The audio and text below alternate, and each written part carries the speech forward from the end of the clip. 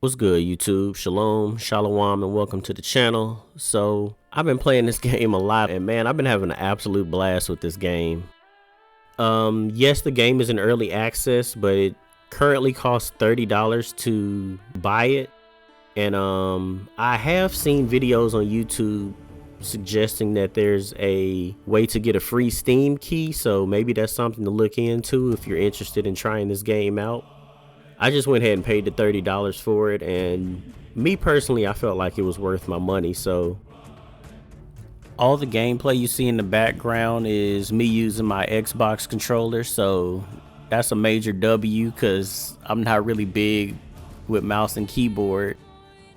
And as far as multiplayer, you can have up to 3 other players on a server with you, so that's pretty cool also.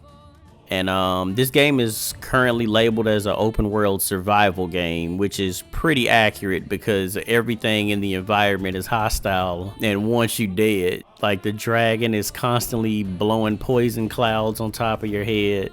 You're constantly being hunted by goblin search parties, and they'll actually destroy your house. So like if you hear the war horn going off, you should definitely get out of your house because they'll come in there knocking stuff over and breaking out your designs. So between all the enemies trying to kill you, the different environments, like it makes it a pretty fun experience, but also challenging, especially early on when you still don't have a lot of good gear. You running around in level 1 gear, it makes the game very challenging. But once you start to get some better weapons and better gear, like you find your survivability rate to be a lot higher. So another thing about the survivability in this game is you can see on the bottom left of the screen, you have like these 3 like circles, and the one on the far left represents your hydration meter, so you gotta drink water often. Then the one in the middle, that's your food meter. You have to make sure you're eating food. And then the one on the far right is your sleep meter, which is probably the most important of the 3, because if you see how it's divided into 4 sections. If you allow your sleep meter to drop down to the final 2 sections, it pretty much cuts off your stamina. So you don't have as much stamina to work with because your character is tired. So instead of having like 100% stamina, now it's 80 by default, and 20% of your stamina bar is grayed out and unusable.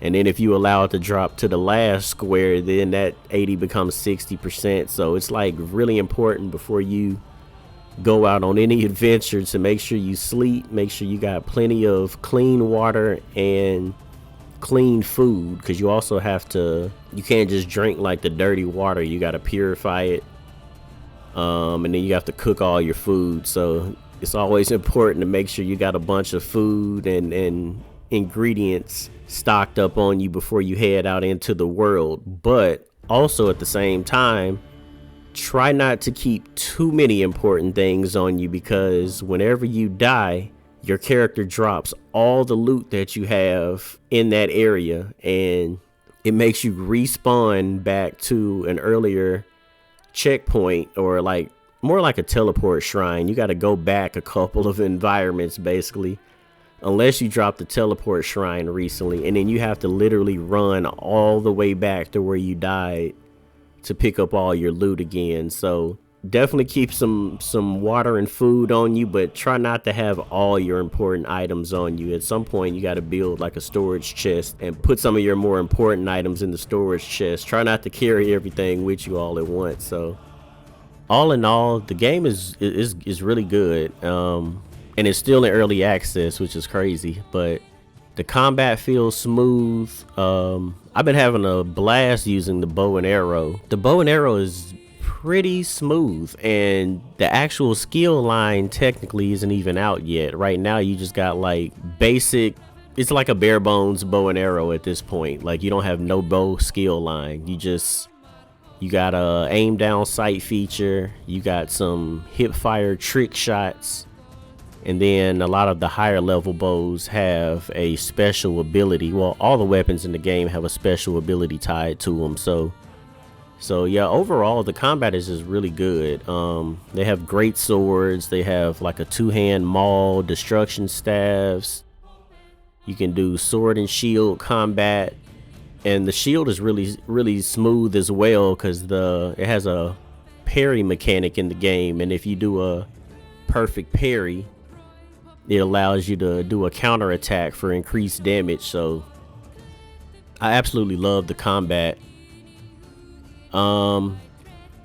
The environments themselves are like very nice. Like for an early access game, I can tell like once the game fully launches, they'll fine tune the graphics and whatnot. Speaking of the environments though, one critique that I do kind of have is that when it gets dark in this game, like it's dark, like it's pitch black, and you have to either run around with this fire spirit that kind of floats around you like a little light, or you have to have a torch out. If you don't have either one of those, like you can very rarely see things at night. It's super dark. And I tried to increase the brightness, but then when it becomes daytime again, it's too bright. So it's like not a really good middle ground with that, which, like I say, minor complaint. I know that's something that can be improved upon.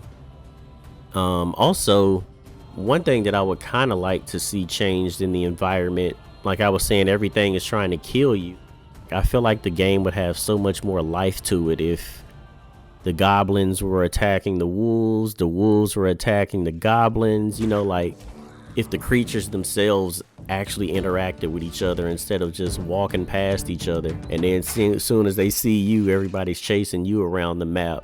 I think it would be very interesting to see the different factions in the game, you know, fighting sometimes. Just off in the distance, there's just other things going on besides everybody trying to focus on you.